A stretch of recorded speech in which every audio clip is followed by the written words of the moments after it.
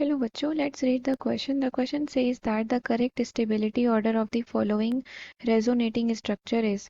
तो यहाँ पर आपको बताना है stability order resonating structure का. तो इसके लिए यहाँ पर हम key concept लिखेंगे. So here the key concept is, तो एक resonance rule के according to resonance rule, structure हमारा स्टेबल कब होता है? Structure is more stable if, अगर वहाँ पे more number of covalent bond हो, that is more number of covalent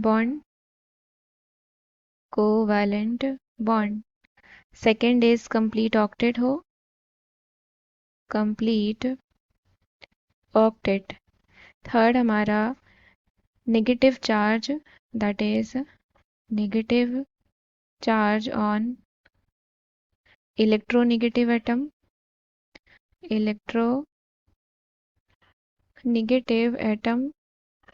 और जो पॉजिटिव चार्ज हो वो कहाँ हो? इलेक्ट्रोपॉजिटिव एटम पे. Positive charge on electropositive atom. तो अब हम देखते हैं अपना क्या दिया गया है. पहला है आपका CH2 double bond C double bond O. तो यहाँ पर ऑक्सीजन के पास इस तरीके से लोन पेयर ऑफ इलेक्ट्रॉन होता है.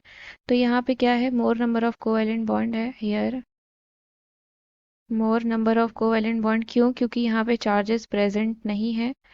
More number of covalent bond. और इसके साथ साथ हमारा यहाँ पे क्या है? आप देखेंगे कि कंप्लीट ऑक्टेट है.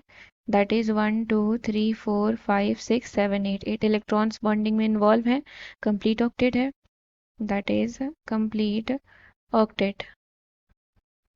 और जो हमारा न्यूट्रल स्ट्रक्चर होता है जिसके पास ज़्यादा कोवेलेंट बॉन्ड होते हैं वो हमारा चार्ज्ड स्ट्रक्चर से, चार्ज्ड स्पीशीज से ज़्यादा स्टेबल होता है.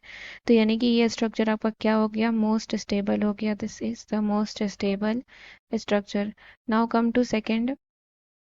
सो सेकेंड हमें दिया गया है CH2 negative C positive double bond O.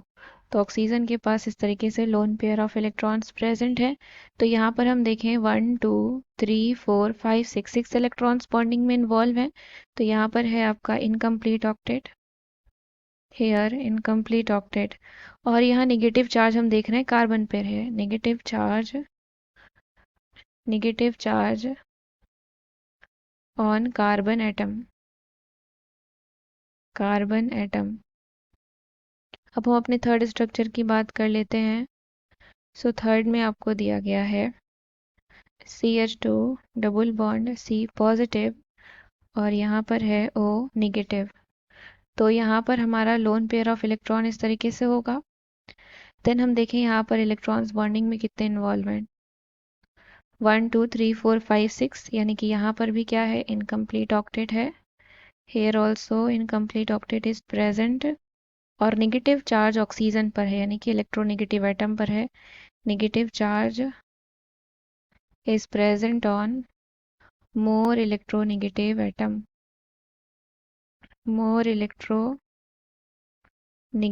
atom. Now coming to fourth structure. तो फोर्थ है हमारा CH2 negative C triple bond O. यहाँ पर आपका है पॉजिटिव चार्ज. तो यहाँ पर हम देखें तो यहाँ पर हम इस तरीके से लोन पेयर दिखा सकते हैं इसका. तो यहाँ पर अगर हम देखें तो यहाँ पर 1 2 3 4 5 6 7 8 कंप्लीट ऑक्टेट है. यहाँ पे भी complete octet is present. And positive charge आपका कहाँ पर है? इलेक्ट्रोनेगेटिव एटम पर है. और नेगेटिव चार्ज इलेक्ट्रोपॉजिटिव पर है. Positive charge on electronegative